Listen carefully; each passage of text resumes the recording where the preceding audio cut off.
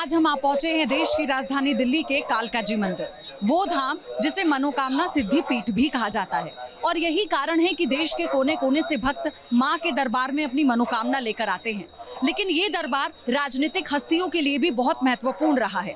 दिल्ली के मुख्यमंत्री अरविंद केजरीवाल से लेकर उत्तर प्रदेश के मुख्यमंत्री योगी आदित्यनाथ तक हर कोई मां के दर पर जरूर माथा टेकने के लिए आया है। और चूंकि चुनावी समय है और ऐसे में हर एक प्रत्याशी भी मां के दर पर जीत की मनोकामना लेकर आ रहा है।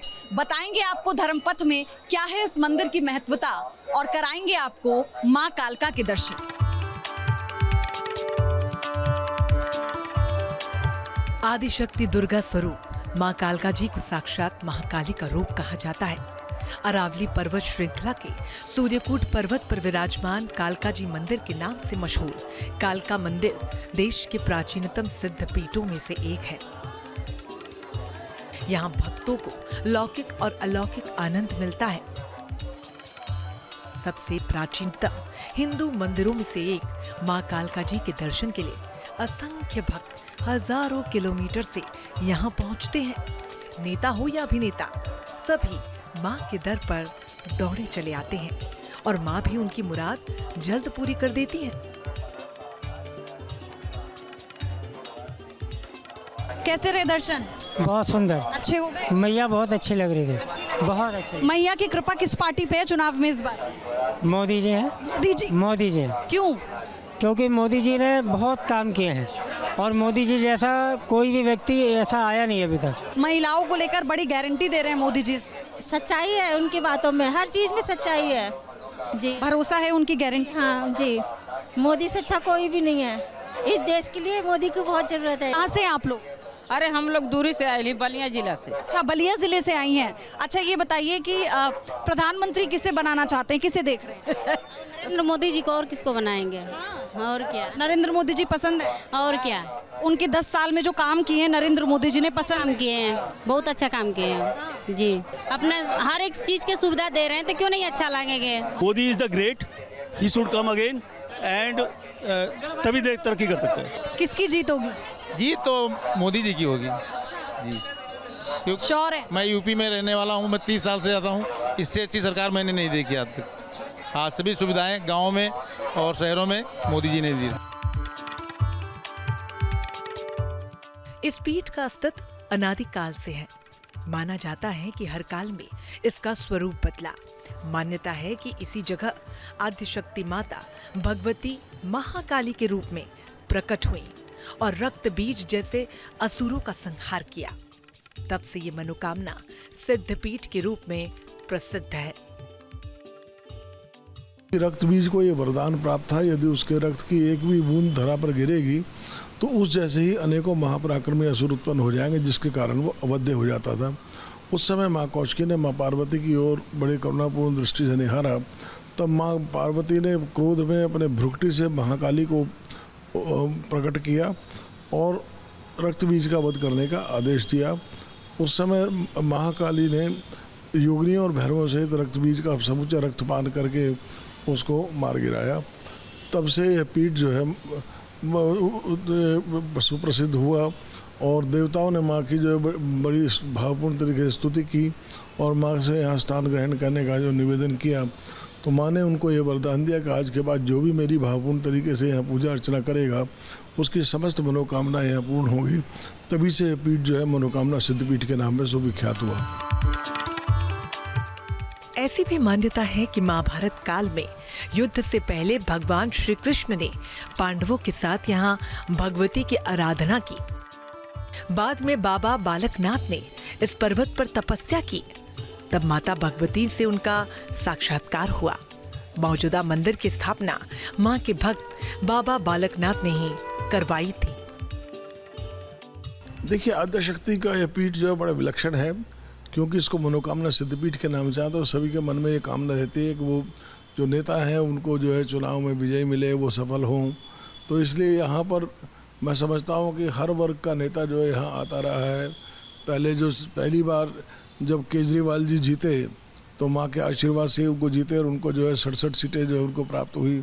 उसके बाद यहाँ केजरीवाल जी के बाद ये नितिन गडकरी जी भी आए हैं और बिहार के भी कई लोग जो हैं यहाँ आए हैं, और बाकी जो हर्षवर्धन जी हुए, बाकी नड्डा जी हुए, तो यहाँ तो नेताओं का तांता लगा रहता है। अब इस बार भी जो है, जो लोकसभा के प्रत्याशी है, वो सब माँ के दर्शन करके गए हैं। धर्मपथ में आज हम दिल्ली के उन पौराणिक, आध्यात्मिक और धार्मिक मंदिरों की यात्रा पर हैं, जो दुनिया भर में हिंदू भक्तों की आस्था के प्रतीक हैं। मां कालका जी मंदिर के बाद हमारा अगला पड़ाव शुरू होता है।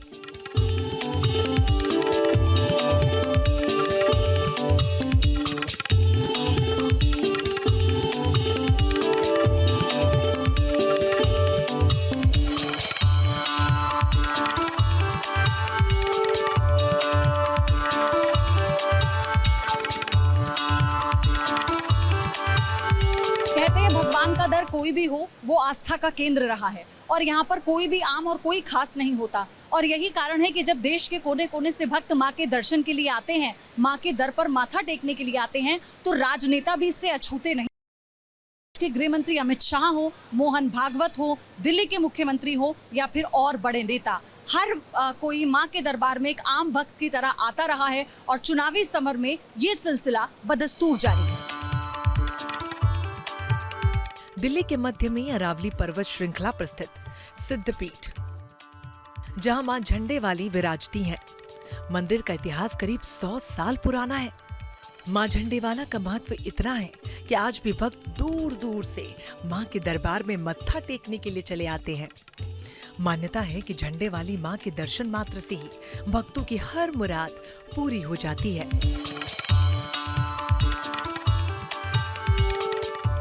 और हम पहुंच चुके हैं देश की राजधानी दिल्ली के एक और प्रसिद्ध मंदिर झंडेवालान। आप जो इस वक्त मां का रूप देख रहे हैं, यही रूप है जो इस मंदिर में विराजमान है। यही वो मूर्ति है जो खुदाई के दौरान मूर्ति मिली थी, उसके बाद इस मूर्ति को स्थापित किया गया था, ताकि एक बिना खंडित मूर्ति भक्तों के सामने हो मां के स्वरूप में। और इसी की जो भक्त हैं पूजा करने के लिए, आराधना करने के लिए आते हैं। पूरे देश से यहाँ पर हर वक्त भक्तों का तांता लगा रहता है। और ये जो प्रतिमा आपको बता रहे हैं, ये प्रतिमा उन्हीं व्यापारी ने बनवाई थी, चांदनी चौक के कपड़ा व्यापारी, जिन्हें स्वप्न में मां ने दर्शन देकर बताया था कि इसी जगह पर खुदाई होने पर मां की प्रतिमा मिलेगी और साथ ही शिवलिंग भी मिलेगा, जो ऐसा हुआ भी। देश में इस समय चुनावी मौसम है। ऐसे में दिल्ली की सल्तनत पर कौन काबिज होगा? भक्ति के साथ इस बार किसकी शक्ति दिखेगी? ये सवाल भी हमने मां के भक्तों से पूछा। दर्शन हो गए आपके? हाँ जी। कैसे लग रहे हैं? मैं दर्शन कैसे? बहुत अच्छे लगे। माँ का रूप कैसा है? बहुत सुंदर सजी माँ, बहुत अच्छी माँ का रूप है। प्रधानमंत्री किसे देख रही हैं? हम कौन बनेगा देश का प्रधानमंत्री? दिल्ली में तो वही केजरीवाल है। हाँ अच्छा काम कर रहे हैं केजरीवाल। हाँ, बस का फ्री करो, अन्य देखो लाइट पानी बिल भी। और बताइए यहाँ पर कैसी सब व्यवस्था लग रही है? बहुत अच्छी व्यवस्था है। मंदिर के भीतर सब परिपूर्ण है। प्रसाद अच्छा है, प्रसाद इतना एकदम समय समय पर बनता है। दरिद्र नारायण का भोजन होता है। यहाँ जो आते हैं तो आत्मसंतुष्टि मिलती है। अच्छा ये बताइए देश की व्यवस्था कैसी चल रही है? हमारे मन से तो जो है अच्छा चल रहा है। अच्छा मोदी जी अच्छा काम सच कर रहे हैं। कैसा लग रहा है इस बार का इलेक्शन? क्या आपका अपना आप क्या देख रहे हैं? बिकॉज ये फीमेल ओरिएंटेड हो गया है बहुत ज़्यादा। समझ रही हूँ, फीमेल ओरिएंटेड तो है, बट ये है कि भाई ऑपोजिशंस के लिए ऑप्शन नहीं है। व्यवस्था कैसी है? बहुत बढ़िया व्यवस्था है और बहुत खुशी हुई मुझे आके। पहले मैंने बहुत सुना था मंदिर के बारे में कि मंदिर में एक चमत्कारिक है, और मैंने वो उस चीज़ महसूस करी यहाँ आके। चुनाव में क्या देख रहे हैं? देश की व्यवस्था तो अच्छे हाथों में है, और हमें आशा है कि जिस तरह से पिछले 10 सालों में हमारे देश ने विकास किया है, और उसी तरह से आगे भी विकास करेगा। मोदी जी के हाथों में, देश सुरक्षित हाथों में। अच्छा, तो अगला प्रधानमंत्री किसे देख? मैं मोदी जी को देखता हूँ अगला प्रधानमंत्री। मंदिर के इतिहास की बात करें तो 100 साल से भी पहले दिल्ली के एक व्यापारी बद्री भगत को सपने में माता ने दर्शन दिए थे और कहा था कि इस बंजर जमीन में तुम्हें मेरी मूर्ति मिलेगी। जिस जगह मेरी मूर्ति होगी वहां एक झंडा होगा। बद्री भगत ने जब मूर्ति ढूंढी तो इसी जगह उन्हें झंडे के नीचे माता की मूर्ति मिली। तब उन्होंने यहाँ मूर्ति की स्थापना की और इस मंदिर का नाम झंडेवाला मंदिर पड़ा। ये देवी का जो मंदिर है वो झंडेवाला देवी के मंदिर के नाम से विश्वविख्यात है। इसके संस्थापक श्री बद्री भगत जी थे, जो एक व्यापारी होने के साथ साथ माता के परम भक्त भी थे। सपने में माता जी ने उनसे कहा कि बद्री भगत मेरी मूर्ति यहाँ पर दबी हुई है, तुम उसको निकालो। माता ने कहा कि तुम्हें एक जगह पर झंडा जैसा दिखेगा, जहाँ झंडा दिखेगा वहीं खुदाई करना। तो बद्री भगत जी उस सपने में बताई हुई बात के अनुसार यहाँ पर आए, उन्होंने यहाँ खुदाई की और खुदाई करते करते जो है गुफा वाली जो माता है वो प्रकट हो गई वहाँ। माँ की उस पुरानी मूर्ति के बारे में जानने के बाद हमारी उत्सुकता भी उस प्राचीन मूर्ति के दर्शन करने की हुई और हम मंदिर के उस छोर पर जा पहुंचे जहां माँ की ये प्राचीन मूर्ति स्थापित की गई। तो आप देख रहे हैं मेरे पीछे ये वो गर्भगृह है जहां पर माता की मूर्ति को स्थापित किया गया है। वो मूर्ति जो खुदाई के बाद मिली थी और ये कहा गया है कि कोविड के बाद से कभी इसके कपाट नहीं खोले गए। नीचे सिर्फ वही लोग जाते हैं जिनकी सेवा आती है या जिनका श्रृंगार आता है, जिसके लिए पहले से ही मंदिर में बुकिंग कराई जाती है। लेकिन वो मूर्ति कौन सी है, आइए मैं आपको दिखा देती हूँ। यहाँ पे इस तरफ ये है वो मूर्ति जो भक्त श्रद्धालु देश के कोने कोने से यहाँ पर आ रहे हैं माँ झंडे वालान के दर्शन के लिए। वो ये मूर्ति है, आप देखेंगे ये मूर्ति वही है जो चांदनी चौक के व्यापारी को सपने में जब माँ ने दर्शन देकर ये कहा था कि इस जगह पर खुदाई करने के बाद माँ की मूर्ति मिलेगी, ये वही मूर्ति है। और इस मूर्ति में देखिए एक हाथ जो है वो चांदी का है और ये कहा गया ये वही मूर्ति है जो खंडित पाई गई थी और खंडित मूर्ति की पूजा करने का दोष ना लगे इसलिए चांदी का हाथ माँ को लगाया गया था। इसी के साथ शिवलिंग भी इस खुदाई में मिला था जो नीचे गर्भगृह में माँ की मूर्ति के साथ ही रखा गया है। उसे उनके उस स्थान से नहीं हटाया गया शिवलिंग को, इस डर से कहीं वो भी खंडित ना हो जाए। तो ये वो असल स्वरूप है जो खुदाई के दौरान माँ की मूर्ति के रूप में भक्तों को मिला था और इसीलिए ये LED स्क्रीन यहाँ पर लगाई गई है। इस वक्त जो श्रृंगार माँ का है वो इस पर लोग आकर दर्शन कर सकते हैं जो भक्त दूर दूर से आ रहे हैं। मंदिर परिसर में माता झंडेवाली के अलावा स्वयंभू शिवलिंग, हनुमान जी, गणेश जी और सरस्वती जी की भी प्रतिमाएं हैं जिनके दर्शन मात्र से भक्त धन्य हो जाते हैं। यूं तो पूरा भारत ही आस्था और श्रद्धा का केंद्र है, मगर यहाँ कुछ जगह ऐसी भी हैं जिनके प्रति लोगों के मन में अगाध श्रद्धा है। ऐसा ही एक स्थान है दिल्ली का प्राचीन हनुमान मंदिर। दिल्ली का दिल कहे जाने वाले कनॉट प्लेस में स्वयंभू हनुमान विराजमान है।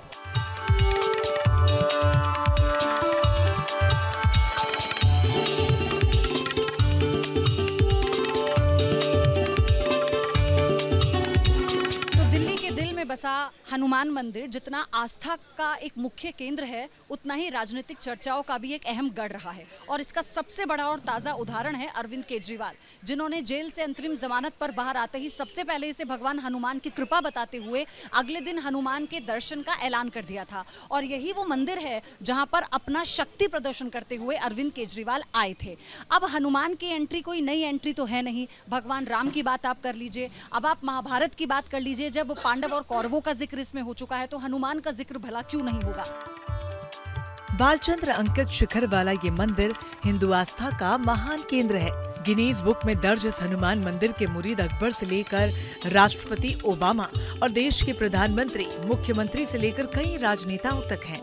कहते हैं कि राम भक्त हनुमान के दर्शन मात्र से ही सारे कष्ट दूर हो जाते हैं और असीम शांति मिलती है। चूंकि देश में चुनावी माहौल है, ऐसे में लोगों का मानना है कि जिसे बजरंगबली आशीर्वाद देंगे, देश का अगला सरदार वही होगा।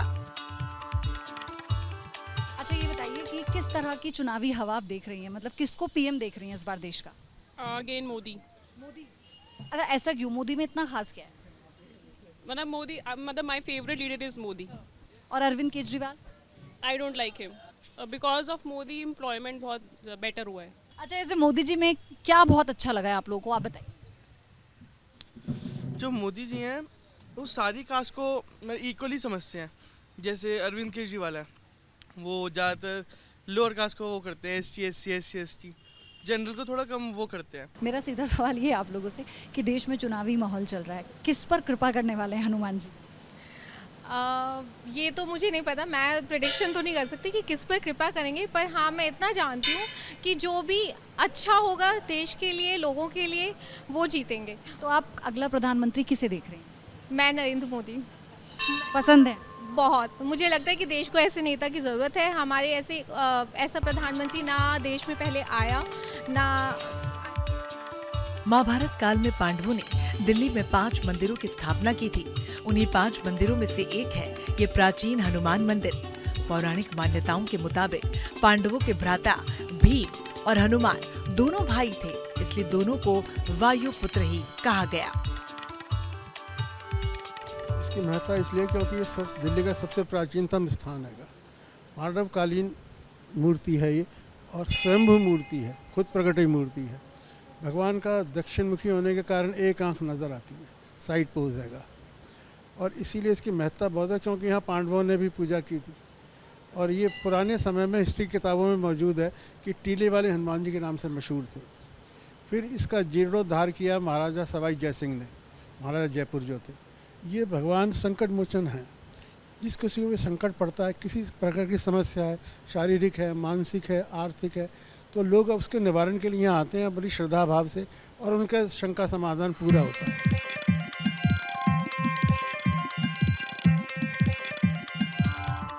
धार्मिक और आध्यात्मिक लिहाज से मशहूर दिल्ली के 5 मंदिरों में एक कुतुब मीनार के पास मौजूद योग माया मंदिर है। पौराणिक कथा के मुताबिक महरौली के पहले योग माया देवता के नाम पर योगिनीपुरम इसे कहा जाता था, लेकिन वक्त बदला और नाम भी। महरौली का ये मंदिर 5000 साल पुराना बताया जाता है। दिल्ली में अपने धर्म पथ के आखिरी पड़ाव पर हम पहुंच चुके हैं। योग माया मंदिर में मैं मौजूद हूं, जो दिल्ली के महरौली में पड़ता है।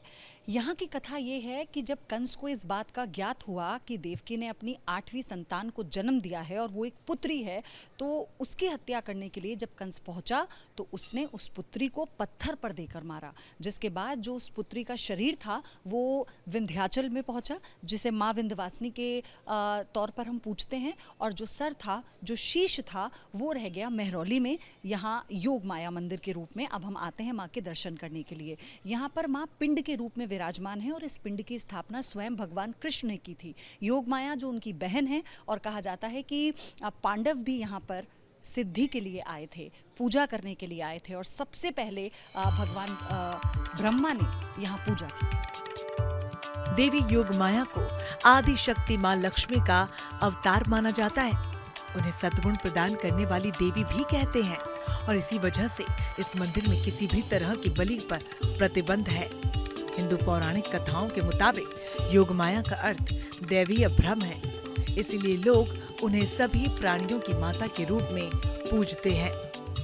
योग माया के मंदिर में भक्तों के अलावा नेता भी माँ के आशीर्वाद को लेने के लिए पहुँचते हैं, और माँ भी उन्हें झोलियाँ भर भर कर आशीर्वाद देती हैं।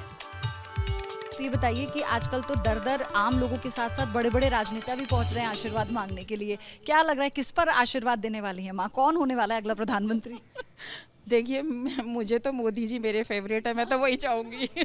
अच्छा, देश में महिलाओं के मोदी जी बहुत फेवरेट है। मैं इतनी लगातार सबसे बात कर रही हूँ, हर महिला कहती है कि मोदी जी। ऐसा क्यों है? उनका सबसे अच्छा काम कौन सा लगा?